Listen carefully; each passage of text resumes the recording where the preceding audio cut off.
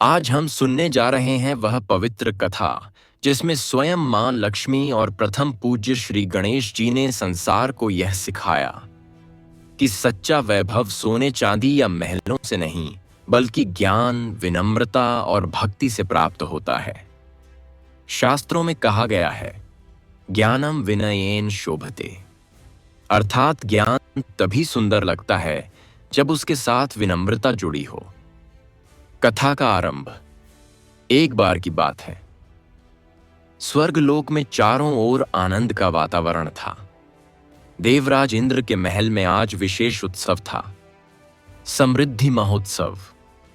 इस दिन सभी देवता मां लक्ष्मी की आराधना करते थे, क्योंकि उनके बिना किसी भी देव या लोक में संपन्नता नहीं रह सकती। मां लक्ष्मी ने अपने स्वर्ण कमलासन पर बैठकर प्रसन्न मन से सभी देवों को आशीर्वाद दिया। उनके नेत्रों में करुणा थी, किंतु उस दिन उनके अंतर मन में एक हल्की सी चिंता भी थी। वह सोच रही थीं, संसार में सब मुझसे धन चाहते हैं, पर कोई विनम्रता नहीं मांगता। जब तक ज्ञान और नम्रता नहीं, तब तक धन भी विनाश का कारण बन जाता है। उसी समय वहां श्री विष्णु भगवान पधारे। उनके साथ नीलकमल पर बैठे श्री गणेश जी भी उपस्थित हुए। गणेश जी का तेज ऐसा था कि चारों दिशाएं प्रकाशित हो उठीं। उनके हाथ में मोदक और दूसरा हाथ आशीर्वाद मुद्रा में था। सभी देवताओं ने गणेश जी को प्रणाम किया, क्योंकि कोई भी कार्य उनके पूजन के बिना सिद्ध नहीं होता। देव सभा में वार्तालाप। देवराज इंद्र ने विनम्रता पूर्वक कहा, प्रभु गणेश, आज का दिन मां लक्ष्मी का है। कृपा कर इस महोत्सव में हमें अपने ज्ञान और वचन से पवित्र कीजिए। गणेश जी मुस्कुराए और बोले, देवराज, जहां मां लक्ष्मी विराजमान हो, वहां मैं तो सेवक हूं। उनका आशीर्वाद ही सच्चा वैभव है। मां लक्ष्मी ने कहा, विनायक, तुम विनम्र हो, पर एक बात बताओ, संसार में लोग मुझे धन की देवी मानते हैं और तुम्हें विघ्नहर्ता, परंतु सबसे पहले पूजा तुम्हारी क्यों होती है? गणेश जी ने मुस्कुराते हुए कहा, मां, क्योंकि ज्ञान के बिना कोई भी कार्य सफल नहीं होता। मैं बुद्धि और विवेक का प्रतीक हूं और आप समृद्धि की स्वरूपा। जब ज्ञान और संपन्नता साथ हों, तभी जीवन सफल होता है। मां लक्ष्मी ने गंभीरता से कहा, परंतु पुत्र, मैंने देखा है, जिनके पास ज्ञान है वे कभी कभी अहंकारी हो जाते हैं, और जिनके पास धन है वे विनम्रता भूल जाते हैं। तुम कहो, इस दोष से मुक्ति कैसे मिले? गणेश जी ने शांत स्वर में कहा, मां, इस संसार का सबसे बड़ा धन है विनम्रता। जो व्यक्ति नम्र है, वह चाहे निर्धन हो या धनवान, सबका प्रिय होता है। और जो अहंकारी है, वह चाहे स्वर्ग का राजा क्यों ना हो, अंततः पतन को प्राप्त होता है। मां लक्ष्मी की परीक्षा। गणेश जी के वचनों से लक्ष्मी जी गहराई से सोच में पड़ गईं। वह बोलीं, तो क्या यह सत्य है कि विनम्रता धन से श्रेष्ठ है?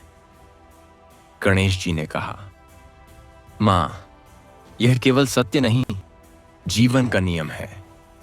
धन से तुम लोगों को सुख दे सकती हो, पर विनम्रता से हृदय जीत सकती हो। मां लक्ष्मी ने मुस्कुराते हुए कहा, तो फिर मैं यह देखना चाहती हूं कि तुम्हारे कहे अनुसार कौन अधिक पूजनीय है, धन या विनम्रता। मैं एक परीक्षा लूंगी। विष्णु भगवान ने कहा, देवी, परीक्षा तो उचित है, परंतु ध्यान रहे परीक्षा का परिणाम विनम्रता से ही निकले। मां लक्ष्मी ने संकल्प किया कि वह 3 लोकों की यात्रा करेंगी और देखेंगी कि जहां उनका धन है, वहां कितनी शांति है, और जहां गणेश जी का ज्ञान और विनम्रता है, वहां क्या वातावरण है। गणेश जी ने भी नम्रतापूर्वक कहा, मां, मैं आपके साथ चलूंगा, पर केवल एक सेवक के रूप में। आप जो देखेंगी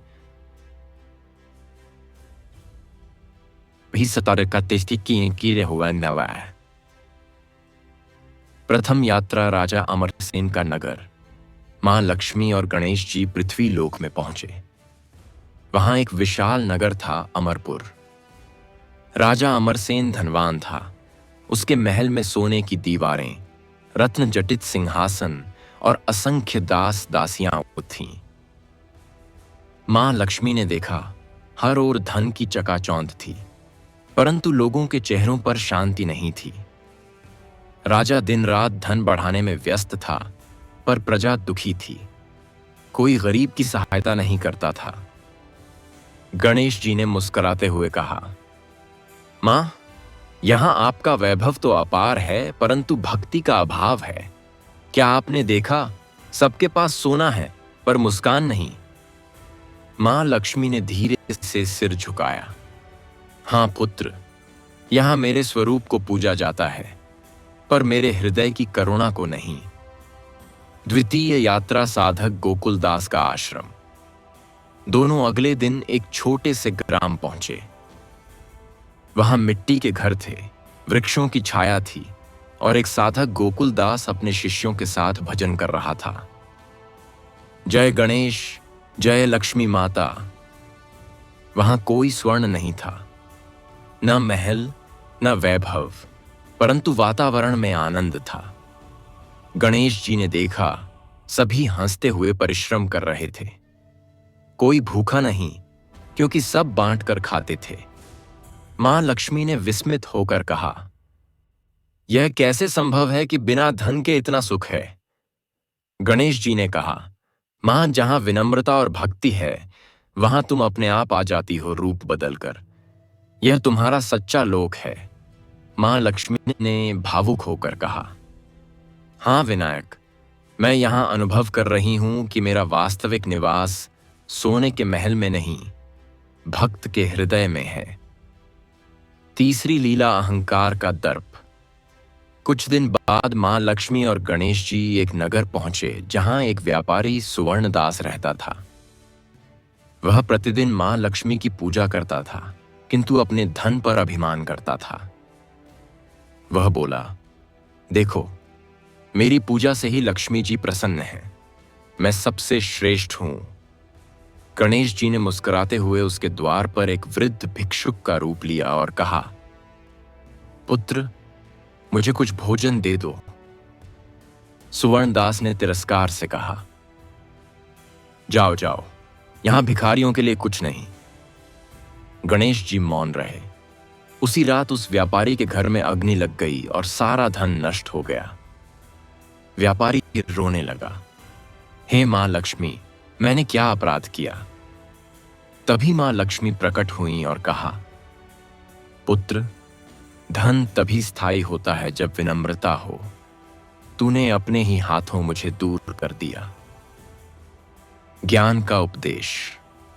अगले दिन स्वर्ग लौटते समय मां लक्ष्मी ने गणेश जी से कहा, विनायक, आज मुझे समझ आया कि धन तो नदी के समान है। वह तभी पवित्र बहती है जब तट ज्ञान और विनम्रता के हों। गणेश जी ने कहा, मां, यही सृष्टि का नियम है। धन और ज्ञान दोनों तभी मंगलकारी हैं जब हृदय में करुणा और नम्रता हो। विष्णु भगवान वहां प्रकट हुए और बोले, देवी, आज तुमने स्वयं अनुभव किया। यही कारण है कि हर पूजन में गणेश जी तुम्हारे साथ पूजे जाते हैं, क्योंकि विनम्रता के बिना संपन्नता अधूरी है। मां लक्ष्मी ने नमन करते हुए कहा, हां प्रभु, अब से जहां मेरा वास होगा, वहां पहले गणेश जी की पूजा होगी। धन तभी टिकेगा जब उसके साथ विनम्रता होगी। कथा का सार अटकाए। इस प्रकार कथा के पहले भाग में यह स्पष्ट हुआ कि धन बिना भक्ति और विनम्रता के व्यर्थ है। गणेश जी केवल विघ्नहर्ता ही नहीं, बल्कि विनम्रता और विवेक के देव हैं। मां लक्ष्मी स्वयं स्वीकार करती हैं कि वह वहीं ठहरती हैं जहां गणेश जी की कृपा और भक्ति का भाव है। शिक्षा। धन का वास्तविक अर्थ केवल संपत्ति नहीं, बल्कि संतोष है। विनम्रता वह दीपक है जो जीवन में लक्ष्मी और गणेश दोनों का प्रकाश लाता है। हर कार्य से पहले गणेश जी की पूजा इसलिए होती है क्योंकि वे हमें सिखाते हैं कि बिना विनम्रता के सफलता भी अधूरी है। गणेश जी और मां लक्ष्मी जी की कथा, भाग 2। अहंकार का दर्प और विनम्रता की जीत। कथा का स्मरण। पिछले भाग में हमने सुना कि मां लक्ष्मी ने 3 लोकों की यात्रा कर यह जाना कि जहां भक्ति और विनम्रता है वहां सच्चा वैभव स्वयं चला आता है। अब कथा का दूसरा अध्याय प्रारंभ होता है, जहां देवताओं के बीच भी एक छोटा सा अहंकार जन्म लेता है और गणेश जी अपने कोमल ज्ञान से सबको शिक्षा देते हैं। देव सभा में विवाद। एक दिन कैलाश पर्वत के समीप देवताओं की एक विशाल सभा हुई। देवराज इंद्र, वरुण, अग्नि, वायु, सूर्य और चंद्र सब उपस्थित थे। विष्णु भगवान और माता लक्ष्मी भी वहां थे और उनके पास ही श्री गणेश जी कमल पर बैठे मुस्कुरा रहे थे। विषय था, तीनों लोकों में सबसे श्रेष्ठ कौन? अग्निदेव बोले, मैं सबसे श्रेष्ठ हूं, क्योंकि बिना मेरे कोई यज्ञ, कोई पूजा पूर्ण नहीं होती। वायुदेव हंसते हुए बोले, परंतु अग्नि, यदि मैं न रहूं तो तुम्हारी ज्वाला भी न बहे। जीवन का आधार मैं हूं। इंद्र बोले, तुम सबकी बात अपनी जगह सही है, पर वर्षा के बिना तो जीवन संभव ही नहीं। सूर्यदेव ने गर्व से कहा, मैं सृष्टि का नेत्र हूं, मेरे बिना अंधकार छा जाएगा। देवताओं के बीच वाद विवाद बढ़ता गया। मां लक्ष्मी और भगवान विष्णु मौन बैठे रहे, पर गणेश जी धीरे धीरे मुस्कुरा रहे थे। अंततः लक्ष्मी जी ने कहा, देवगण, तुम सब अपने अपने कार्य में महान हो, परंतु जब अहंकार प्रवेश करता है तब महिमा भी धूमिल हो जाती है। इंद्र बोले, देवी, यदि अहंकार ना हो तो कोई अपने कार्य पर गर्व कैसे करे? बिना गर्व के तो यश भी नहीं। गणेश जी ने शांत स्वर में कहा, देवराज, गर्व और अहंकार में अंतर है। गर्व वह दीपक है जो कार्य को प्रकाशित करता है, और अहंकार वह धुआं है जो उसी दीपक को बुझा देता है। सभी देवता चुप हो गए। गणेश जी की लीला। गणेश जी ने कहा, अब मैं एक छोटी सी लीला करूंगा जिससे तुम्हें स्वयं अनुभव होगा कि विनम्रता कितनी महान है। उन्होंने अपनी सूंड से कमल की एक पंखुड़ी उठाई और उसे आकाश में उड़ा दिया। पंखुड़ी चमकती हुई तीनों लोकों में घूमी और अंत में पृथ्वी पर गिर गई, जहां एक साधारण ब्राह्मण कन्या अपने पिता के साथ तुलसी की माला बना रही थी। वह पंखुड़ी कन्या के चरणों के पास गिरी।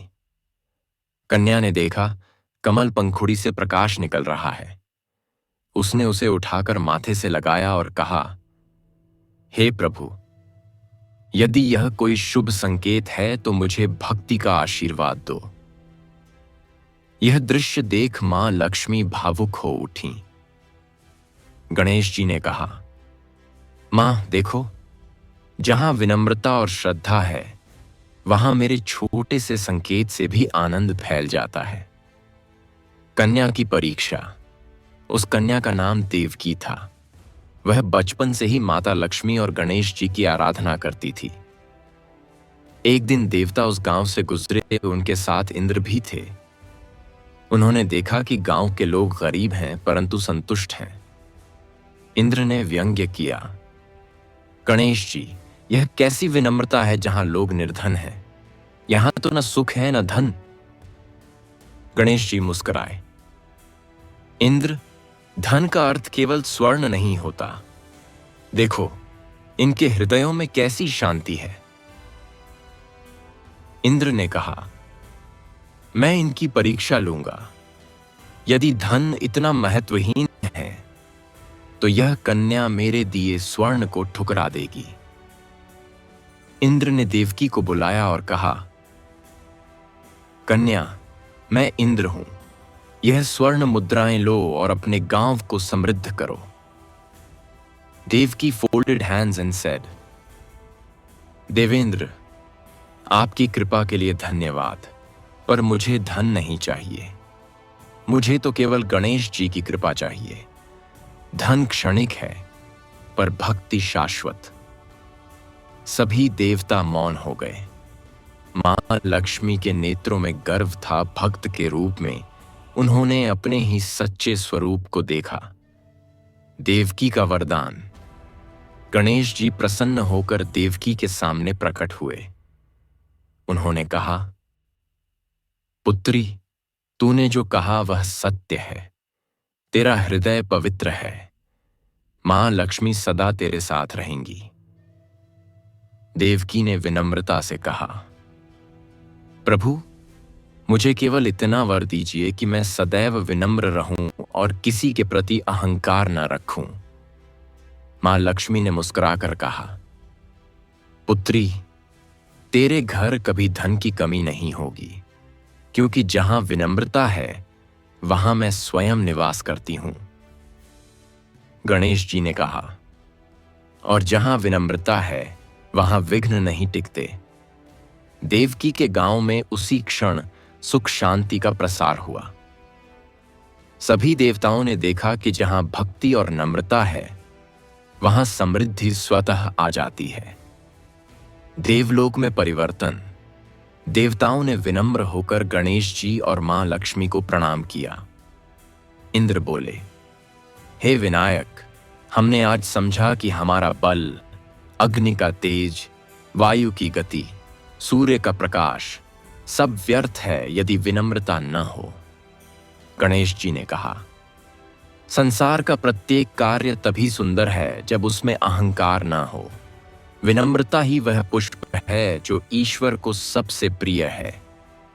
मां लक्ष्मी ने सभी देवताओं की ओर देखकर कहा, आज से जो भी व्यक्ति या देवता पहले गणेश जी का पूजन करेगा उसका धन स्थायी होगा, क्योंकि धन और ज्ञान का संग तभी संभव है जब विनम्रता बीच में हो। सभी देवताओं ने एक स्वर में कहा, जय श्री गणेश, जय मां लक्ष्मी। एक और कथा भीतर की। कुछ समय बाद ब्रह्मलोक में भी चर्चा हुई कि गणेश जी और लक्ष्मी जी की जोड़ी सृष्टि में संतुलन का प्रतीक है, क्योंकि जहां लक्ष्मी है वहां भोग है और जहां गणेश हैं वहां योग है।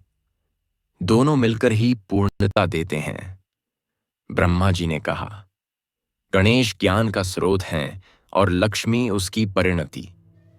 ज्ञान जब विनम्रता के साथ जुड़ता है तभी सृष्टि टिकाऊ बनती है। विष्णु भगवान ने मुस्कुराते हुए कहा, इसलिए प्रत्येक दीपावली में गणेश और लक्ष्मी की पूजा एक साथ की जाती है, क्योंकि वह दिन केवल धन का नहीं बल्कि ज्ञान और विनम्रता के संगम का पर्व है। मां लक्ष्मी का संकल्प। मां लक्ष्मी ने तीनों लोकों के समक्ष वचन दिया, अब से जो भी प्राणी विनम्रता, ज्ञान और भक्ति के साथ मुझे पुकारेगा मैं स्वयं उसके द्वार आऊंगी, पर जो अहंकार से भरा होगा वहां मेरा वास नहीं रहेगा। गणेश जी ने कहा, मां, यही सृष्टि का सत्य है। जैसे वृक्ष नीचे झुककर फल देता है, वैसे ही जो झुकता है वही महान बनता है। मां लक्ष्मी ने मुस्कुराकर कहा, विनायक, तुमने आज मुझे फिर से सिखाया कि विनम्रता ही सबसे बड़ा धन है।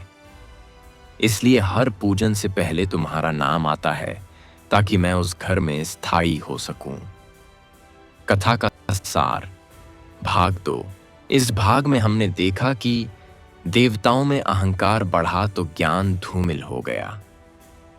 गणेश जी ने विनम्रता की शक्ति दिखाने के लिए पृथ्वी पर लीला की। एक साधारण कन्या देवकी ने विनम्रता से दिखा दिया कि भक्ति ही सच्चा धन है। मां लक्ष्मी ने स्वयं स्वीकार किया कि जहां विनम्रता है वहां स्थायी समृद्धि है। शिक्षा। अहंकार चाहे देवता में ही क्यों ना हो, पतन का कारण बनता है। जो व्यक्ति नम्र और करुणामय होता है उसके जीवन में लक्ष्मी और गणेश दोनों का वास होता है। सच्ची पूजा वही है जिसमें भक्ति, ज्ञान और विनम्रता एक साथ हों। गणेश जी और मां लक्ष्मी जी की कथा, भाग 3। असुरराज का अभिमान और विनम्रता की विजय। कथा का प्रारंभ। एक समय की बात है। पृथ्वी लोक में एक असुरराज हुआ जिसका नाम था राजनयक। वह अत्यंत बुद्धिमान और तपस्वी था। अपने तप से उसने ब्रह्मा जी को प्रसन्न कर लिया था। ब्रह्मा जी ने कहा, वत्स, वर मांग जो तेरे हृदय में हो। राजनयक बोला, हे प्रभु, मुझे यह वर दें कि कोई भी देवता, मनुष्य या असुर मेरा वध न कर सके। मैं सर्वशक्तिमान बनूं। ब्रह्मा जी बोले, वत्स, यह असंभव है क्योंकि प्रत्येक का अंत नियत है। परंतु तू अजेय रहेगा जब तक तेरे भीतर अहंकार न जन्मे। राजनयक ने प्रसन्न होकर प्रणाम किया, परंतु काल के साथ वही अहंकार उसके हृदय में प्रवेश कर गया। वह सोचने लगा, अब मुझे किसी देव की आवश्यकता नहीं। लक्ष्मी भी मेरे दरबार में आएंगी और गणेश भी मेरे द्वार पर खड़े होंगे। धीरे धीरे उसका राज्य तीनों लोकों में भय का कारण बन गया। देवता भी परेशान हो उठे। देवताओं की प्रार्थना। सभी देवगण विष्णु लोक पहुंचे और बोले, प्रभु, असुरराज राजनयक ने तीनों लोकों पर अधिकार कर लिया है। अब कोई यज्ञ नहीं हो पा रहा, कोई पूजा नहीं हो रही। वह स्वयं को ईश्वर कहता है। मां लक्ष्मी ने गंभीर स्वर में कहा, जिसमें अहंकार आ जाए उसका पतन निश्चित है। गणेश जी बोले, मां, अब समय आ गया है कि हम उसे समझाएं कि धन और बल केवल साधन हैं, साध्य नहीं। विष्णु भगवान ने कहा, विनायक, यह कार्य तुम दोनों ही कर सकते हो। तुम ज्ञान हो और देवी लक्ष्मी वैभव। जब ज्ञान और वैभव एक साथ चलते हैं तब अधर्म का नाश होता है। गणेश जी और मां लक्ष्मी का प्रकट होना। अगले दिन असुरराज के महल में भव्य उत्सव था। वह अपने सिंहासन पर बैठा हुआ था, सिर पर स्वर्ण मुकुट और शरीर पर रत्न जटित आभूषण। उसके दरबार में संगीत, नृत्य और मद का वातावरण था। उसी समय एक वृद्ध ब्राह्मण और एक तेजस्विनी स्त्री वहां पहुंचे। वृद्ध ब्राह्मण थे श्री गणेश जी अपने रूप बदलकर, और वह स्त्री थीं स्वयं मां लक्ष्मी। राजनयक ने देखा, कौन हो तुम लोग? मेरे दरबार में बिना अनुमति आने का साहस किसने किया? वृद्ध ब्राह्मण ने शांत स्वर में कहा, राजनयक, हम यात्री हैं। सुनकर आए थे कि तुम्हारा राज्य सबसे समृद्ध है। सोचा तुम्हारी दया का आशीर्वाद प्राप्त करें। राजनयक हंस पड़ा। हाँ हाँ हाँ, दया? मैं देवताओं पर भी दया करता हूं। बताओ क्या चाहिए तुम्हें? मां लक्ष्मी ने कहा, राजनयक, हमें कुछ नहीं चाहिए। बस यह देखना था कि तुम्हारे राज्य में लोग कितने सुखी हैं। राजनयक गर्व से बोला, सुख? मेरे राज्य में कोई दुखी नहीं। मैं ही सबका रक्षक हूं। गणेश जी ने शांत स्वर में कहा, राजनयक, क्या तुम सच में रक्षक हो या यह केवल अहंकार है? राजनयक भड़क उठा, मूढ़ ब्राह्मण, तू मुझसे प्रश्न करता है। मुझे कोई नहीं हरा सकता। अभिमान का चरम। राजनयक ने अपने सैनिकों को आदेश दिया, इन दोनों को राज्य से बाहर फेंक दो। जैसे ही सैनिक आगे बढ़े, एक दिव्य प्रकाश फैल गया। महल के चारों ओर गगन गूंज उठा। जय गणेश, जय लक्ष्मी माता। वृद्ध ब्राह्मण और स्त्री के रूप से निकलकर दिव्य रूप प्रकट हुआ। गणेश जी अपने मूषक वाहन पर विराजमान थे और मां लक्ष्मी स्वर्ण कमल पर। राजनयक भयभीत होकर झुक गया। हे देवों, मुझे क्षमा करें, मैं आपको पहचान न सका। गणेश जी ने कहा, राजनयक, तूने धन पाया पर विनम्रता खो दी। तूने वैभव पाया पर भक्ति भूल गया। अब बताओ, सच्चा राजा कौन है, वह जो डराता है या वह जो दया करता है? राजनयक के नेत्रों से आंसू झरने लगे। प्रभु, मुझसे भूल हुई, मुझे क्षमा करें। विनम्रता का पुनर्जन्म। मां लक्ष्मी ने कहा, राजनयक, धन तभी स्थायी है जब वह दूसरों के कल्याण में लगे। तू अपने धन को प्रजा की सेवा में लगा, तभी मैं तेरे राज्य में रहूंगी। गणेश जी ने कहा, और याद रख, अहंकार जल है, वह जैसे ही बढ़ता है नाव डुबो देता है। इसलिए अपने हृदय में विनम्रता का दीपक जलाए रख। राजनयक ने उसी समय अपने दरबार में घोषणा की, अब से मेरे राज्य में हर प्रजा की सेवा पहले होगी और मेरे नाम से पहले गणेश जी का नाम लिया जाएगा। उस दिन से उसके राज्य में अद्भुत परिवर्तन हुआ। लोगों के चेहरे पर मुस्कान थी और मां लक्ष्मी का वैभव सच्चे अर्थों में लौट आया। देवताओं की प्रसन्नता। देवताओं ने जब यह समाचार सुना तो वे सब प्रसन्न हो उठे। इंद्र बोले, गणेश जी ने असुर राज को पराजित नहीं किया, उन्हें परिवर्तित किया, यही सच्चा विजय है। विष्णु भगवान ने कहा, इसलिए गणेश जी सृष्टि के ज्ञान देव हैं। वे किसी को शस्त्र से नहीं, शांति से जीतते हैं। मां लक्ष्मी ने मुस्कुराकर कहा, असली वैभव वही है जो किसी को विनम्र बनाए, अभिमानी नहीं। गणेश जी का उपदेश। गणेश जी ने सभी देवों को संबोधित किया, सुनो देवगण, जिसके पास धन है उसे दान करना चाहिए, जिसके पास ज्ञान है उसे बांटना चाहिए, और जिसके पास शक्ति है उसे रक्षा करनी चाहिए। यही सृष्टि का धर्म है। मां लक्ष्मी ने कहा, और जो ऐसा करेगा मैं सदा उसके द्वार पर रहूंगी। सभी देवताओं ने एक स्वर में कहा, जय श्री गणेश, जय मां लक्ष्मी। भक्ति का भाव। उसी समय ब्रह्मा जी प्रकट हुए और बोले, विनायक और लक्ष्मी, तुम दोनों सृष्टि के दो पंख हो। एक ज्ञान देता है, दूसरा कृपा। जब ये दोनों मिलते हैं तब जीवन ऊंचाई पर उड़ता है। गणेश जी ने नम्रता से कहा, ब्रह्मदेव, हमारा उद्देश्य केवल यही है कि संसार में अहंकार मिटे और भक्ति का दीप जलता रहे। मां लक्ष्मी ने कहा, और यही दीपावली का संदेश भी है कि जब मन से अंधकार मिटता है तभी घर में लक्ष्मी और गणेश प्रवेश करते हैं। कथा का सार। भाग 3। अहंकार चाहे देवता में हो या असुर में, विनाश लाता है। गणेश जी ने असुर राज को पराजित नहीं, परिवर्तित किया। धन का वास्तविक उपयोग सेवा और दान में है। लक्ष्मी और गणेश का संग ही सच्चा वैभव और ज्ञान है। शिक्षा। जो शक्ति का दुरुपयोग करता है उसका पतन निश्चित है। विनम्रता सबसे बड़ा अस्त्र है, इससे शत्रु भी मित्र बन जाता है।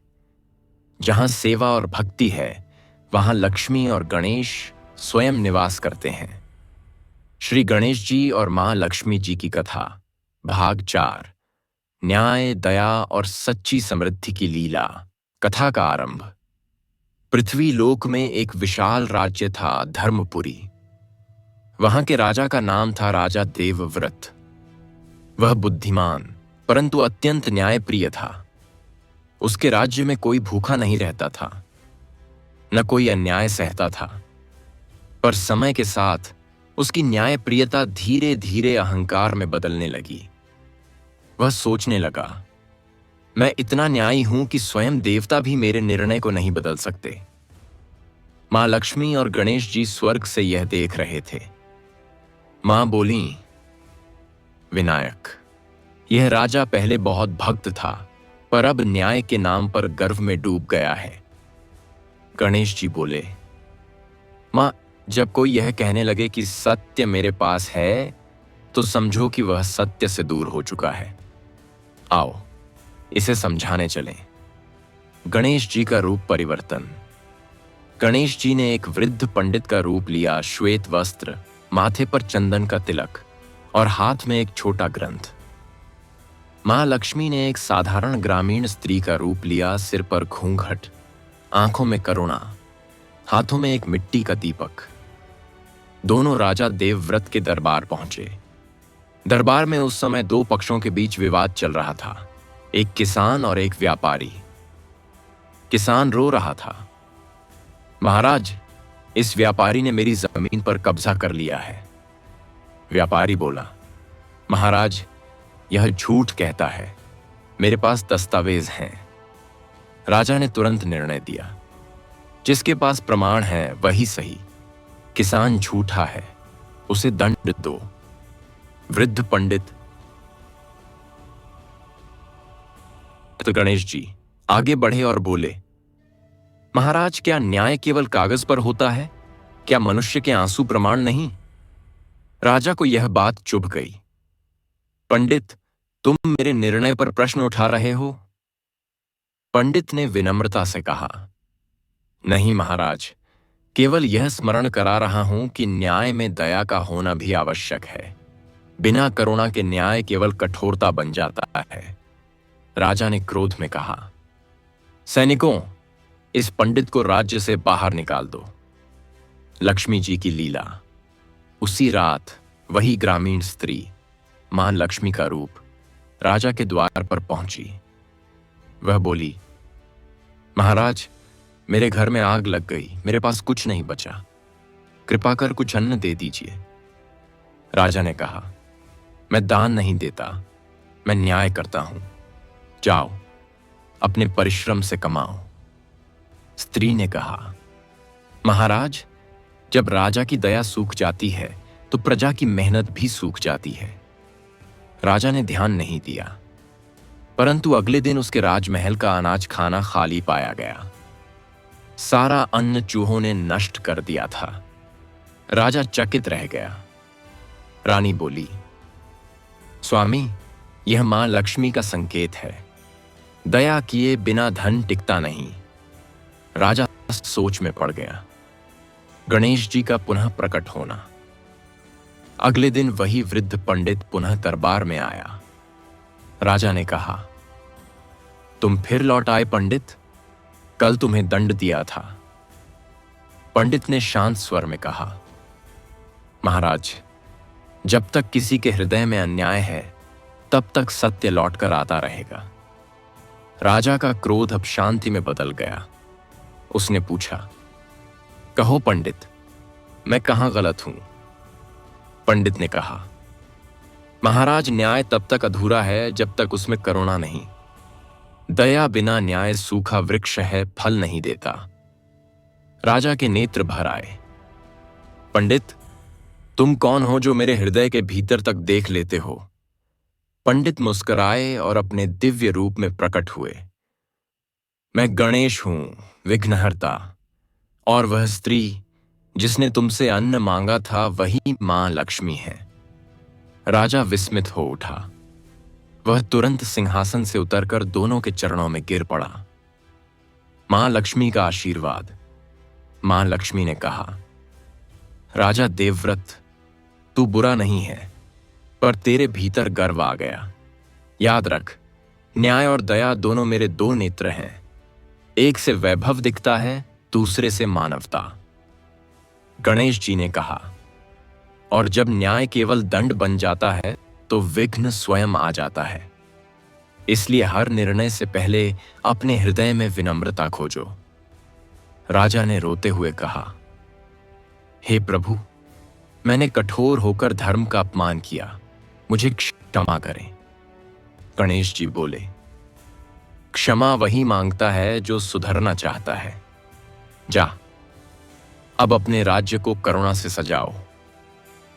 मां लक्ष्मी ने कहा, अब तेरे राज्य में न केवल समृद्धि होगी बल्कि शांति भी। राज्य का परिवर्तन। राजा देवव्रत ने उसी दिन एक नई व्यवस्था लागू की। अब से मेरे राज्य में न्याय से पहले दया का विचार होगा। किसान, निर्धन और स्त्रियां पहले सुनी जाएंगी। राजकोष का एक भाग गरीबों के लिए रहेगा। धीरे धीरे धर्मपुरी का वातावरण बदल गया। लोग कहते, अब हमारे राजा केवल न्यायी नहीं, दयालु भी हैं। राज्य में धन का प्रवाह बढ़ा, फसलें लहलहाने लगीं और व्यापार फला फूला। सब जानते थे यह गणेश जी और मां लक्ष्मी की कृपा है। देवताओं का आनंद।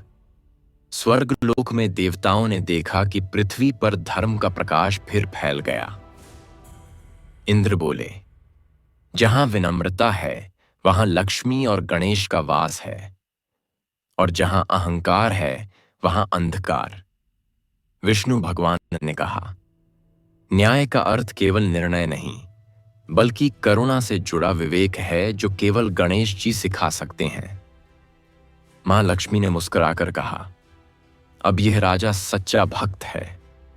उसने समझ लिया है कि धन तभी फलता है जब वह दूसरों के आंसू पोंछे। भक्ति का प्रसंग। एक दिन राजा ने भव्य यज्ञ का आयोजन किया। वह बोला, आज से हर कार्य की शुरुआत गणेश जी की पूजा से होगी, क्योंकि ज्ञान के बिना धर्म भी अधूरा है। पूरे राज्य में जय गणेश जय लक्ष्मी के नारे गूंज उठे। भक्तगण दीप जलाकर भजन गाने लगे।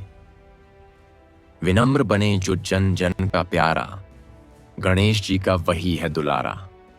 मां लक्ष्मी ने आशीर्वाद देते हुए कहा, राजा अब तेरा नाम युगों तक रहेगा। तूने दिखाया कि न्याय में दया और दया में धर्म हो तभी समृद्धि स्थायी होती है। कथा का सार भाग 4। न्याय तभी पूर्ण है जब उसमें करुणा हो।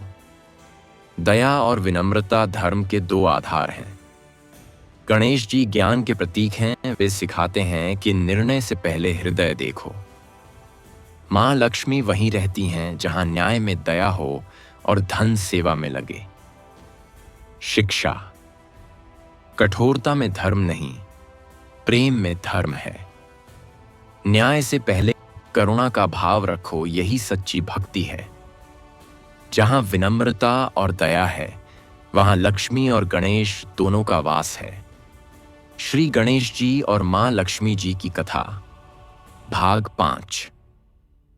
तपस्या, त्याग और सच्चे वैभव का अर्थ। कथा का प्रारंभ। हिमालय की गोद में एक छोटा सा ग्राम था, शांतिवन। वहां न तो सोने के महल थे न रत्न जटित भवन, परंतु हर घर से भजन और आरती की ध्वनि गूंजती थी। उसी गांव में एक ब्राह्मण रहता था, साधक हरिदास। वह प्रतिदिन प्रभु गणेश और मां लक्ष्मी की आराधना करता। उसका जीवन सादा था, मिट्टी का घर, तुलसी का पौधा और एक दीपक। हरिदास का एक ही संकल्प था, जब तक मां लक्ष्मी मुझे दर्शन नहीं देंगी मैं तपस्या नहीं छोड़ूंगा। वह सुबह से शाम तक भजन करता, पर्वत की गुफा में ध्यान लगाता और लोगों की सेवा करता। परंतु वर्षों बीत गए, मां लक्ष्मी प्रकट न हुई। भक्ति की परीक्षा। एक दिन हरिदास के मन में क्षोभ उठा। क्या मां लक्ष्मी केवल राजाओं और अमीरों के घर में आती हैं? क्या भक्ति गरीबों की नहीं होती? वह रो पड़ा, हे गणेश जी, आप विघ्नहर्ता हैं, फिर भी मेरी साधना व्यर्थ जा रही है। उस रात वह उसी प्रश्न के साथ सो गया।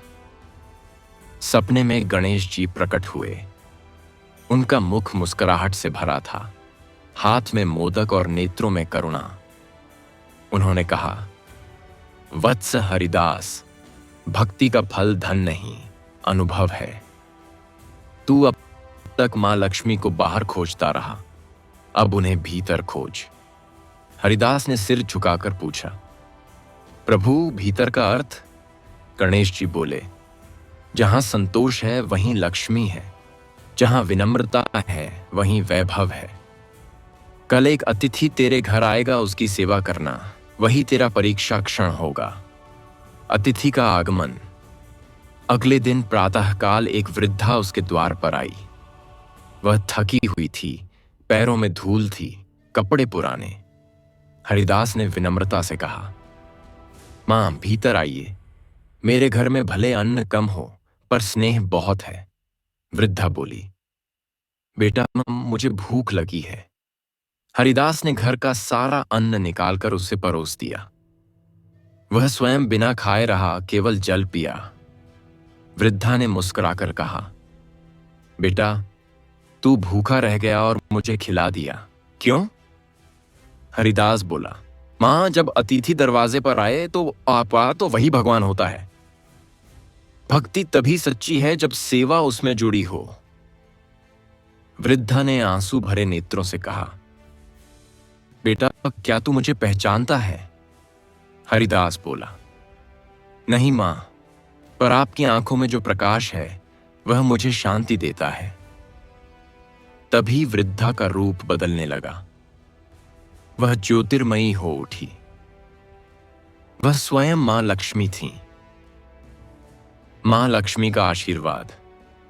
मां लक्ष्मी बोली, वत्स, मैंने तेरा वर्षों से तप देखा। तूने धन नहीं मांगा, केवल दर्शन मांगा। आज मैं तुझे आशीर्वाद देती हूं। तेरे घर में कभी धन की कमी नहीं होगी, पर वह धन केवल सेवा में लगेगा।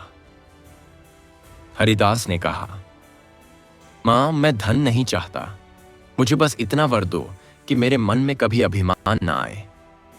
मां मुस्कुराई, वत्स, यही सच्चा वैभव है विनम्रता। जो धन को साधन बनाता है वही सच्चा भक्त है। गणेश जी वहां प्रकट हुए और बोले, हरिदास, तूने जो किया वह सृष्टि के लिए उदाहरण बनेगा। तूने दिखाया कि भक्ति केवल मंदिर में नहीं, भोजन बांटने में भी है। ग्राम का परिवर्तन। मां लक्ष्मी के आशीर्वाद से शांतिवन गांव बदल गया। लोग कहते, हरिदास के घर दीप सदा जलता रहता है। वह जो भी कमाता सब बांट देता। गरीबों को अनाज, बच्चों को शिक्षा और वृद्धों को सेवा, यही उसका जीवन था। वह कहता, यह मेरा नहीं, गणेश जी और मां लक्ष्मी का है। धीरे धीरे गांव इतना समृद्ध हुआ कि पड़ोसी राज्य भी प्रेरित होने लगे। किसी ने सोचा नहीं था कि मिट्टी का घर पूरे क्षेत्र में भक्ति का केंद्र बन जाएगा। देवताओं की सभा। स्वर्गलोक में देवगण एकत्र हुए। इंद्र बोले, हरिदास ने दिखा दिया कि भक्ति का अर्थ केवल यज्ञ नहीं, सेवा भी है। विष्णु भगवान ने कहा, जब मनुष्य अपने सुख से पहले दूसरों का सोचता है वही सच्चा वैष्णव है। मां लक्ष्मी ने कहा, मैं उसी के द्वार जाती हूं जो बांटता है, जो संग्रह करता है, उसके पास मेरा वास क्षणिक होता है। गणेश जी बोले, और जो बांटता है वह स्वयं ईश्वर का दूत होता है। हरिदास अब साधक नहीं, शाबायत के पाता ज्ञानी है। हरिदास का चरम आनंद। वर्षों बीत गए। हरिदास वृद्ध हो गया। एक दिन वह तुलसी के पौधे के पास बैठा भजन कर रहा था। जय गणेश, जय लक्ष्मी माता, दो मुझको विनम्रता दाता। तभी प्रकाश फैल गया। गणेश जी और मां लक्ष्मी प्रकट हुए। मां बोली, वत्स, अब तू सच्चे वैभव को पा चुका है। चल हमारे लोक में आ, जहां भक्ति और विनम्रता का संग है। हरिदास ने मुस्कुराकर कहा, मां, यदि अनुमति हो तो पहले मैं अपने गांव वालों को आशीर्वाद दे दूं। गणेश जी बोले, यही तो तेरा सच्चा धन है बेटा, दूसरों की भलाई की चिंता। मां लक्ष्मी ने अपना करकमल उसके सिर पर रखा। हरिदास ध्यान में लीन हो गया और वहीं समाधि में विलीन हो गया। गांव वाले कहते हैं कि उस रात गांव के ऊपर आकाश में प्रकाश मंडल उठा और जय गणेश जय लक्ष्मी की ध्वनि गूंज उठी। गणेश जी का उपदेश। गणेश जी ने उस समय ब्रह्मलोक में देवताओं से कहा, हरिदास ने सिद्ध किया कि तपस्या केवल जप में नहीं, सेवा में है। धन का अर्थ है देना और ज्ञान का अर्थ है बांटना। मां लक्ष्मी ने कहा, अब से जो भी दान भाव से दूसरों की मदद करेगा, मैं उसके घर रहूंगी, चाहे वह झोपड़ी ही क्यों ना हो। कथा का सार। भाग 5। सच्ची भक्ति त्याग और सेवा में है, प्रदर्शन में नहीं। लक्ष्मी और गणेश उसी के पास रहते हैं जो विनम्र, दयालु और संतोषी हो। तपस्या का अर्थ केवल कठिन साधना नहीं, बल्कि प्रेम से कर्म करना है। हरिदास जैसे भक्त ही सृष्टि के प्रकाश हैं जो दूसरों के लिए जीते हैं। शिक्षा। जो बांटता है वही सच्चा समृद्ध है। विनम्रता, संतोष और सेवा, यही लक्ष्मी और गणेश की सच्ची आराधना है। तपस्या का सबसे ऊंचा रूप है दूसरों के लिए कुछ करना। गणेश जी और मां लक्ष्मी जी की कथा। भाग 6। जीवन के 4 आश्रम और धन धर्म का संतुलन। कथा का आरंभ। हिमालय की घाटी में एक शांत, हरियाली से भरा आश्रम था, ऋषि बालकुंड का आश्रम। वहां विद्यार्थी वेद, योग और आत्मज्ञान का अध्ययन करते थे। एक दिन ऋषि बालकुंड अपने शिष्यों को समझा रहे थे, जीवन एक यात्रा है जिसे 4 चरणों में बांटा गया है, ब्रह्मचर्य, गृहस्थ, वानप्रस्थ और सन्यास। और हर चरण में मनुष्य को लक्ष्मी और गणेश दोनों की शरण लेनी चाहिए। तभी अचानक आकाश से एक दिव्य प्रकाश उतरा। वह थे श्री गणेश जी और मां लक्ष्मी जी। सारा आश्रम सुवासित हो गया। ऋषि ने विनम्रता से प्रणाम किया। स्वागत है प्रभु, स्वागत है मां, कृपा कर ज्ञान का अमृत दीजिए। गणेश जी मुस्कुराए।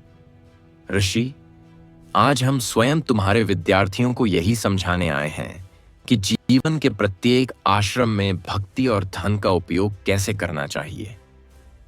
प्रथम आश्रम ब्रह्मचर्य, विद्या और संयम का काल। गणेश जी बोले, बालकों, ब्रह्मचर्य आश्रम वह समय है जब मनुष्य अपने जीवन की नींव रखता है। यह समय धन अर्जन का नहीं, ज्ञान अर्जन का है। जैसे मैं, गणेश, ज्ञान का प्रतीक हूं, वैसे इस काल में लक्ष्मी मां भी सरस्वती रूप में होती हैं, जो बुद्धि और विवेक देती हैं। मां लक्ष्मी ने कहा, बालकों, इस अवस्था में तुम्हारा धन है संयम। जो अपने इंद्रियों को वश में रखता है वही भविष्य में सच्चा समृद्ध होता है। एक शिष्य ने पूछा, माता, क्या इस अवस्था में धन की आवश्यकता नहीं होती? मां मुस्कुराई, धन की नहीं, ध्यान की। जो इस काल में ज्ञान का धन कमाता है वही आगे चलकर समाज को दिशा देता है। गणेश जी ने जोड़ा, इसलिए विद्यार्थी को चाहिए कि वह आलस्य, असंयम और अभिमान से दूर रहे, क्योंकि यही 3 शत्रु भविष्य के वैभव को नष्ट करते हैं। द्वितीय आश्रम गृहस्थ, कर्तव्य और सेवा का काल। गणेश जी ने कहा, गृहस्थ आश्रम संसार की सबसे बड़ी परीक्षा है। यहां मनुष्य को धन और धर्म दोनों का संतुलन रखना पड़ता है। मां लक्ष्मी बोली, गृहस्थ वही सफल है जो अर्जन के साथ दान करना जानने या ख्याल सता है। धन तब तक अपवित्र है जब तक वह दूसरों के हित में न लगे। गणेश जी बोले, जो व्यक्ति गृहस्थ होकर भी विनम्र रहता है वह वास्तव में राजाओं से बड़ा है, क्योंकि वह अपने परिवार, समाज और ईश्वर तीनों की सेवा करता है। मां लक्ष्मी ने आगे कहा, गृहस्थ आश्रम में मैं सदा उपस्थित रहती हूं, पर मैं वहीं स्थायी होती हूं जहां गणेश जी की पूजा पहले होती है। क्योंकि धन का मार्ग तभी सही होता है जब पहले विवेक का दीपक जलाया जाए। तृतीय आश्रम वानप्रस्थ, विरक्ति और अनुभव का काल। समय बीतता है, मनुष्य वृद्ध होता है। अब उसका मन संसार से थोड़ा हटने लगता है। गणेश जी बोले, वानप्रस्थ का अर्थ है वृक्ष के समान बनना, जो दूसरों को छाया दे पर स्वयं फल की इच्छा न रखे। मां लक्ष्मी बोली, इस अवस्था में मैं तुम्हारे भीतर शांति के रूप में रहती हूं। अब धन की आकांक्षा नहीं, अनुभव की संपत्ति रखो। यही वह काल है जब मनुष्य अपने बच्चों और समाज को मार्गदर्शन दे। गणेश जी बोले, वानप्रस्थ वह समय है जब व्यक्ति अपने अर्जित ज्ञान को बांटता है। जो इस काल में दूसरों को प्रेरित करता है वही वास्तविक साधक है। चतुर्थ आश्रम संन्यास, परम त्याग और एकत्व का काल। मां लक्ष्मी ने कहा, संन्यास वह अवस्था है जब मनुष्य धन, पद और नाम सब कुछ ईश्वर को समर्पित कर देता है। इस काल में मैं निर्मलता के रूप में रहती हूं। गणेश जी बोले, संन्यास का अर्थ संसार से भागना नहीं, बल्कि संसार में रहते हुए आसक्ति से मुक्त होना है। जब मन में मोह नहीं रहता तभी ईश्वर का साक्षात्कार होता है। एक शिष्य ने पूछा, प्रभु, क्या इस काल में लक्ष्मी मां छोड़ जाती हैं? मां मुस्कुराई, नहीं वत्स, मैं कभी नहीं छोड़ती। मैं रूप बदल लेती हूं। पहले मैं स्वर्ण थी, अब मैं संतोष बन जाती हूं। गणेश जी ने कहा, सन्यासी का वास्तविक वैभव उसकी आत्म शांति है।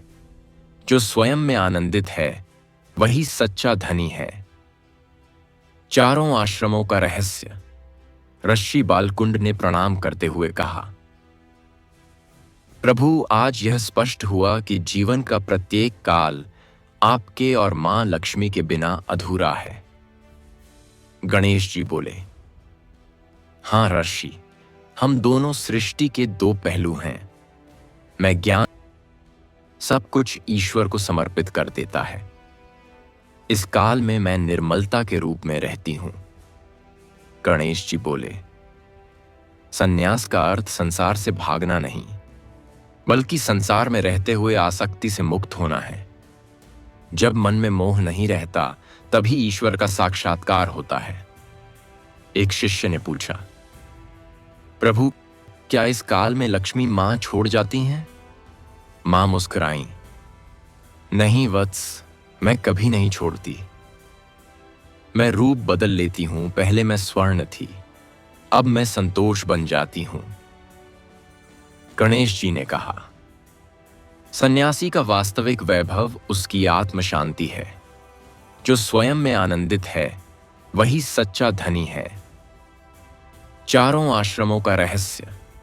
ऋषि बालकुंड ने प्रणाम करते हुए कहा, प्रभु, आज यह स्पष्ट हुआ कि जीवन का प्रत्येक काल आपके और मां लक्ष्मी के बिना अधूरा है। गणेश जी बोले, हां ऋषि, हम दोनों सृष्टि के दो पहलू हैं। मैं ज्ञान हूं और देवी शक्ति। जहां ज्ञान है वहां धन स्थायी है, और जहां धन विनम्र है वहां भक्ति अमर है। मां लक्ष्मी ने कहा, जीवन के चारों आश्रम एक राग की चार लहरियां हैं। पहला सिखाता है संयम, दूसरा सिखाता है संतुलन, तीसरा सिखाता है विरक्ति और चौथा सिखाता है समर्पण। जो इन चारों को समझ लेता है आके वही मोक्ष का अधिकारी है। शिष्यों का आशीर्वाद। सभी शिष्य गणेश जी और मां लक्ष्मी के चरणों में झुक गए। एक शिष्य ने कहा, मां, आज समझ आया कि लक्ष्मी केवल रत्न नहीं बल्कि संस्कार भी हैं, और गणेश जी केवल बुद्धि नहीं बल्कि भक्ति हैं। मां मुस्कुराई, वत्स, यही सच्चा ज्ञान है। जब मनुष्य धन से ऊपर उठकर दान में आनंद पाता है और बुद्धि से ऊपर उठकर प्रेम में विलीन होता है, तब वह मुक्त होता है। गणेश जी बोले, अब तुम सभी जाओ और यह ज्ञान संसार में फैलाओ। लोगों को बताओ कि लक्ष्मी और गणेश केवल मूर्तियां नहीं, जीवन के सिद्धांत हैं। स्वर्ग लोक में घोषणा। देवताओं ने यह दृश्य देखा तो आनंद से गा उठे, जय गणेश जय लक्ष्मी माता। जीवन सिखाया संतुलन का नाता। ब्रह्मा जी बोले, यह उपदेश युगों तक लोगों का मार्गदर्शन करेगा। जो इस कथा को सुनेगा उसके घर में ज्ञान और वैभव दोनों आएंगे। विष्णु भगवान ने कहा, इसलिए प्रत्येक दीपावली पर जब मनुष्य गणेश लक्ष्मी की पूजा करता है, वह केवल धन नहीं, इन 4 आश्रमों के संतुलन की भी कामना करता है। कथा का सार। भाग 6। ब्रह्मचर्य आश्रम में लक्ष्मी ज्ञान रूपा बनती हैं। गृहस्थ आश्रम में वह सेवा और दान रूपा होती हैं। वानप्रस्थ आश्रम में वह शांति और अनुभव रूपा होती हैं। संन्यास आश्रम में वह संतोष और समर्पण रूपा बन जाती हैं। गणेश जी का ज्ञान इन चारों में दीपक की तरह मार्ग दिखाता है। जहां विवेक है वहां धन शुद्ध है, और जहां धन शुद्ध है वहां लक्ष्मी और गणेश दोनों स्थायी हैं। शिक्षा। जीवन का हर चरण एक साधना है। धन को साधन बनाओ, साध्य नहीं। विनम्रता, संयम और दान, यही सच्चे वैभव के स्तंभ हैं। लक्ष्मी और गणेश केवल पूजनीय नहीं, बल्कि जीवन के संतुलन के प्रतीक हैं। श्री गणेश जी और मां लक्ष्मी जी की कथा भाग 7। अंतरात्मा की यात्रा जब मनुष्य अपने भीतर से जीतता है। कथा का आरंभ। एक बार कैलाश पर्वत पर देवताओं की सभा चल रही थी। वहां देवी पार्वती, भगवान शिव, श्री विष्णु, मां लक्ष्मी और श्री गणेश सभी उपस्थित थे। विषय था, संसार में सबसे कठिन युद्ध कौन सा है। अग्निदेव बोले, देवताओं और असुरों का युद्ध। इंद्र बोले, पाप और पुण्य का युद्ध। विष्णु भगवान मुस्कुराए और बोले, नहीं, सबसे कठिन युद्ध है मनुष्य का अपने भीतर से युद्ध। मां लक्ष्मी ने कहा, सही कहा प्रभु। जब तक मनुष्य अपने मन के 5 शत्रुओं को नहीं जीतता, तब तक कोई बाहरी विजय स्थायी नहीं। गणेश जी ने कहा, मां, आइए हम स्वयं पृथ्वी लोक में चलें और मनुष्यों को यह सिखाएं कि भीतर का युद्ध कैसे जीता जाता है। शिव ने आशीर्वाद दिया, जाओ पुत्र, यह ज्ञान केवल तुम और लक्ष्मी ही दे सकते हो। तुम विवेक हो और वह शांति। पृथ्वी पर आगमन। गणेश जी और मां लक्ष्मी एक पवित्र वन में उतरे, मनवन। वहां एक युवा साधक ध्यान में बैठा था। नाम था ऋषिराज। वह तपस्वी था, परंतु उसका मन बार बार भटकता था। कभी उसे लोभ सताता, कभी क्रोध, कभी अहंकार में सोचता, मैं सबसे बड़ा साधक हूं। मां लक्ष्मी ने कहा, देखो विनायक, यह साधक बाहर से शांत दिखता है, पर भीतर तूफान है। गणेश जी बोले, हां मां, अब समय है इसे भीतर का ज्ञान देने का। दोनों उसके सामने प्रकट हुए। ऋषिराज चौंक उठा, हे गणेश जी, हे मां लक्ष्मी, मैं धन्य हो गया। कृपा कर बताइए, क्यों मेरा मन स्थिर नहीं होता। गणेश जी ने कहा, क्योंकि तेरे भीतर 5 शत्रु हैं, अहंकार, लोभ, क्रोध, ईर्ष्या और मोह। जब तक इन्हें नहीं जीतेगा, तब तक तू स्वयं से दूर रहेगा। पहला शत्रु अहंकार। गणेश जी बोले, अहंकार वह पर्दा है जो मनुष्य को अपनी सीमाओं से अनजान कर देता है। यह कहता है, मैं ही सब कुछ हूं। पर जब मैं मिट जाता है, तभी ईश्वर प्रकट होता है। उन्होंने हाथ उठाया और दृश्य बदला। ऋषिराज ने देखा कि वह स्वयं एक राजा बन गया है। उसके आगे प्रजा झुक रही है। वह गर्व से बोला, अब मैं अजेय हूं। तभी एक बूढ़ा ब्राह्मण आया और बोला, राजन, क्या तू ईश्वर से भी बड़ा है? वह चुप हो गया और उसी क्षण दृश्य समाप्त हुआ। गणेश जी बोले, देखा वत्स, जब मैं बढ़ता है तो सत्य छिप जाता है। अहंकार तो दीपक की लौ के पास उड़ती पतंग है जो स्वयं झलकर गिरती है। ऋषिराज ने सिर झुकाया, प्रभु, अब मैं समझ गया, सच्चा बल विनम्रता में है। दूसरा शत्रु लोभ। मां लक्ष्मी ने कहा, वत्स, लोभ वह प्यास है जो कभी नहीं बुझती। जो कुछ मिल जाए वह कम लगता है और जो नहीं है वही आकर्षक लगता है। उन्होंने दृश्य दिखाया। ऋषिराज एक व्यापारी बन गया। उसके पास स्वर्ण, रत्न, घोड़े, महल सब कुछ था। फिर भी वह बेचैन था। वह कहता, मुझे और चाहिए, अभी मैं पूर्ण नहीं हुआ। तभी उसका घर जल गया और वह फिर निर्धन हो गया। पर अब उसके चेहरे पर शांति थी। मां लक्ष्मी बोली, लोभ की ज्वाला कभी बुझती नहीं, पर जब संतोष का दीपक जलता है तब आत्मा को ठंडक मिलती है। ऋषिराज बोला, मां, अब मैं संतोष का धन अर्जित करूंगा। तीसरा शत्रु क्रोध। गणेश जी बोले, क्रोध मन का अग्निकुंड है जो पहले स्वयं को जलाता है। यह बुद्धि को नष्ट कर देता है। उन्होंने दृश्य दिखाया। ऋषिराज एक सैनिक था। किसी ने उसके बारे में गलत कहा और वह तलवार लेकर दौड़ा। उसने अपने ही मित्र को घायल कर दिया।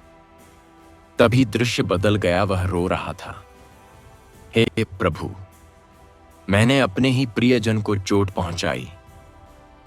गणेश जी बोले, क्रोध जब विवेक को ढंक लेता है तब भक्ति खो जाती है। इसलिए क्रोध का एक ही उपाय है, क्षमा। क्षमा वह जल है जो आग को शांत कर देता है। ऋषिराज ने हाथ जोड़कर कहा, प्रभु, अब मैं क्षमा का अभ्यास करूंगा। चौथा शत्रु ईर्ष्या। मां लक्ष्मी ने कहा, ईर्ष्या वह छाया है जो दूसरों की खुशी देखकर मन को अंधकारमय कर देती है। यह मनुष्य को कृतघ्न बना देती है। उन्होंने दृश्य दिखाया। ऋषिराज अपने साथी साधकों को देख रहा था। एक को अधिक यश मिला, दूसरे को अधिक भक्ति। वह सोचने लगा, मुझे क्यों नहीं?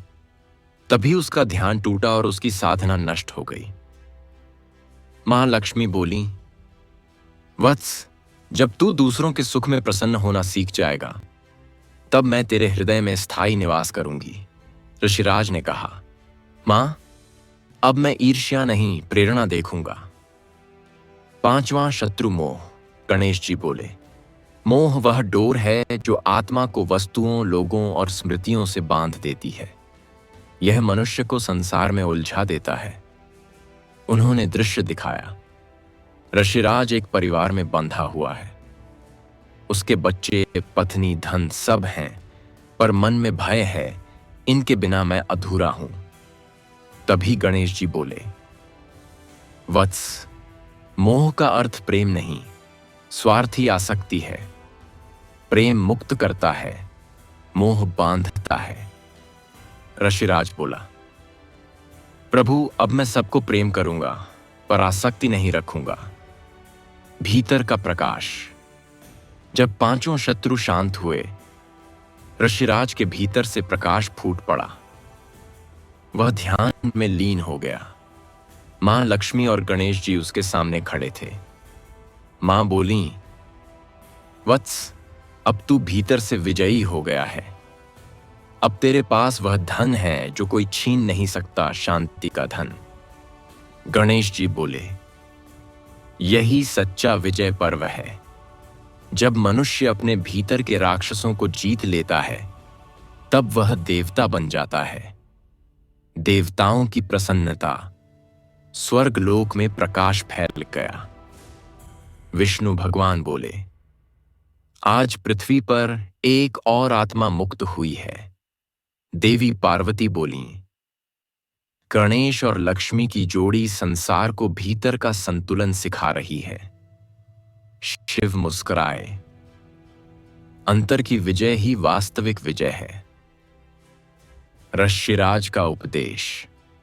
ऋषिराज ने ध्यान से बाहर आकर कहा, मनुष्य को बाहरी राक्षसों से नहीं, अपने भीतर के दोषों से लड़ना चाहिए। अहंकार मिटे तो ज्ञान आए, लोभ मिटे तो संतोष, क्रोध मिटे तो क्षमा, ईर्ष्या मिटे तो प्रेम, मोह मिटे तो मुक्ति। मां लक्ष्मी ने कहा, जो इन पांचों को जीत लेता है, मैं सदा उसके हृदय में निवास करती हूं। गणेश जी बोले, और मैं उसके मार्ग से विघ्न हटा देता हूं। कथा का सार। भाग 7। मनुष्य का सबसे बड़ा शत्रु उसका अपना अशांत मन है। गणेश जी ज्ञान और विवेक के द्वारा अहंकार, क्रोध और मोह को हराते हैं। मां लक्ष्मी संतोष, करुणा और शांति के रूप में लोभ और ईर्ष्या को मिटाती हैं। जब मन शांत होता है, तब सच्चा वैभव प्राप्त होता है। शिक्षा। मनुष्य की सबसे कठिन लड़ाई उसकी अपनी भावनाओं से है। विनम्रता, क्षमा, संतोष और प्रेम, यही भीतर की विजय के शस्त्र हैं। जहां मन शांत है, वहां लक्ष्मी और गणेश दोनों स्वयं निवास करते हैं। जो भीतर से जीतेगा, वही बाहर से भी विजयी होगा। श्री गणेश जी और मां लक्ष्मी जी की कथा। भाग 8। कर्म ही सच्चा पूजन, भाग्य का रहस्य। कथा का प्रारंभ। एक बार स्वर्ग लोक में नारद मुनि आए। उन्होंने विनम्रता से भगवान विष्णु, मां लक्ष्मी और श्री गणेश को प्रणाम किया। नारद बोले, प्रभु, मैं पृथ्वी लोक से आ रहा हूं। वहां लोग हर समय यही कहते हैं, सब कुछ भाग्य से होता है। कोई कर्म नहीं करता, बस भाग्य को दोष देता है। क्या सच में भाग्य ही सब कुछ है? मां लक्ष्मी ने मुस्कुराकर कहा, नारद, भाग्य वही है जो कर्म से जन्म लेता है। बिना कर्म के भाग्य भी निष्क्रिय हो जाता है। गणेश जी बोले, मां, अब समय है कि हम पृथ्वी पर जाकर मनुष्यों को कर्म और भाग्य का रहस्य समझाएं। पृथ्वी लोक की कथा। पृथ्वी पर एक नगर था, सत्यनगर। वहां दो मित्र रहते थे, सत्यवान और मोहित। दोनों बचपन के साथी थे, पर स्वभाव में भिन्न। सत्यवान परिश्रमी, विनम्र और धार्मिक था। वह कहता, भगवान ने हाथ इसलिए दिए हैं कि कर्म करें। वहीं मोहित आलसी था। वह कहता, जो भाग्य में है वही मिलेगा, मेहनत करने से क्या होता है। दोनों जीवन के दो मार्गों पर चल रहे थे, एक कर्म का, दूसरा भाग्य की प्रतीक्षा का। मां लक्ष्मी और गणेश जी का आगमन। एक दिन मां लक्ष्मी और गणेश जी साधारण मानव रूप में उस नगर में आए। वे देखना चाहते थे कि कर्मशील और आलसी का जीवन कैसा होता है। वे पहले मोहित के घर पहुंचे। वह आराम से सो रहा था। बाहर धूप और खेत सूखे पड़े थे। मां लक्ष्मी ने कहा, पुत्र, तेरे खेत क्यों सूखे हैं? मोहित बोला, मां, जब लक्ष्मी कृपा करेंगी, वर्षा होगी और फसल उगेगी। गणेश जी बोले, पर पुत्र, लक्ष्मी उन्हीं पर कृपा करती हैं जो परिश्रम करते हैं। मोहित ने हंसकर कहा, मुझे कर्म पर नहीं, भाग्य पर भरोसा है। मां लक्ष्मी और गणेश जी मौन रह गए और वहां से चले गए। सत्यवान का परिश्रम। वे आगे बढ़े और सत्यवान के घर पहुंचे। वह खेत में हल चला रहा था, शरीर पर पसीना, पर चेहरे पर मुस्कान। गणेश जी ने पूछा, वत्स, तू इतनी मेहनत क्यों करता है? क्या तू भाग्य पर विश्वास नहीं करता? सत्यवान बोला, प्रभु, भाग्य तो वही है जो आज के कर्म से बनेगा। यदि बीज ही न बोऊं तो फसल कहां से उगेगी? मां लक्ष्मी ने प्रसन्न होकर कहा, वत्स, तेरे कर्म से ही मेरा आशीर्वाद जुड़ेगा। जो श्रम करता है वह मुझे बिना बुलाए पा लेता है। भाग्य का पलटाव। कुछ महीने बाद वर्षा आई। सत्यवान के खेत लहलहाने लगे, अनाज से भरे गोदाम और पूरे गांव में खुशहाली। वहीं मोहित के खेत खाली पड़े रहे। वह सोचता, शायद मेरा भाग्य खराब है। एक दिन वह निराश होकर गणेश मंदिर गया। वहां गणेश जी अपने मूषक पर विराजमान थे। मोहित ने कहा, हे विघ्नहर्ता, मेरा भाग्य क्यों फूटा है? गणेश जी बोले, भाग्य तुम्हारा दर्पण है। तुम जो करते हो वही उसमें प्रतिबिंबित होता है। मोहित ने सिर झुका लिया। तो क्या मैं अपने भाग्य को बदल सकता हूं? गणेश जी बोले, भाग्य तुम्हारा दर्पण है। तुम जो करते हो वही उसमें प्रतिबिंबित होता है। मोहित बोले, भाग्य तुम्हारा दर्पण है। तुम जो करते हो वही उसमें प्रतिबिंबित होता है। मोहित ने सिर झुका लिया। तो क्या मैं अपने भाग्य को बदल सकता हूं? गणेश जी बोले, भाग्य तुम्हारा दर्पण है। तुम जो करते हो वही उसमें प्रतिबिंबित होता है। मोहित ने सिर झुका लिया। तो क्या मैं अपने भाग्य को बदल सकता हूं? गणेश जी बोले, ही थे, भाग्य तुम्हारा दर्पण है। तुम जो करते हो वही उसमें प्रतिबिंबित होता है। मोहित ने सिर झुका लिया। तो क्या मैं अपने भाग्य को बदल सकता हूं? गणेश जी बोले, पापई, वाक्य तुम्हारा दर्पण है। तुम जो करते हो वही उसमें प्रतिबिंबित होता है। मोहित ने सिर झुका लिया। तो क्या मैं अपने भाग्य को बदल सकता हूं? गणेश जी बोले, भाग्य तुम्हारा दर्पण है। तुम जो करते हो वही उसमें प्रतिबिंबित होता है। मोहित ने सिर झुका लिया। तो क्या मैं अपने भाग्य को बदल सकता हूं? गणेश जी बोले, भाग्य तुम्हारा दर्पण है। तुम जो करते हो वही उसमें प्रतिबिंबित होता है। मोहित ने सिर झुका लिया। तो क्या मैं अपने भाग्य को बदल सकता हूं? गणेश जी बोले, भाग्य तुम्हारा दर्पण है। तुम जो करते हो वही उसमें प्रतिबिंबित होता है। मोहित ने सिर झुका लिया। तो क्या मैं अपने भाग्य को बदल सकता हूं? गणेश जी बोले, भाग्य तुम्हारा दर्पण है। तुम जो करते हो वही उसमें प्रतिबिंबित होता है। मोहित ने सिर झुका लिया। तो क्या मैं अपने भाग्य को बदल सकता हूं? गणेश जी बोले, भाग्य तुम्हारा दर्पण है। तुम जो करते हो वही उसमें प्रतिबिंबित होता है। मोहित ने सिर झुका लिया। तो क्या मैं अपने भाग्य को बदल सकता हूं? गणेश जी बोले, भाग्य तुम्हारा दर्पण है। तुम जो करते हो वही उसमें प्रतिबिंबित होता है। मोहित ने सिर झुका लिया। तो क्या मैं अपने भाग्य को बदल सकता हूं? गणेश जी बोले, भाग्य तुम्हारा दर्पण है। तुम जो करते हो वही उसमें प्रतिबिंबित होता है। मोहित ने सिर झुका लिया। तो क्या मैं अपने भाग्य को बदल सकता हूं? गणेश जी बोले, भाग्य तुम्हारा दर्पण है। तुम जो करते हो वही उसमें प्रतिबिंबित होता है। मोहित ने सिर झुका लिया। तो क्या मैं अपने भाग्य को बदल सकता हूं? गणेश जी बोले, भाग्य तुम्हारा दर्पण है। तुम जो करते हो वही उसमें प्रतिबिंबित होता है। मोहित ने सिर झुका लिया। तो क्या मैं अपने भाग्य को बदल सकता हूं? गणेश जी बोले, भाग्य तुम्हारा दर्पण है।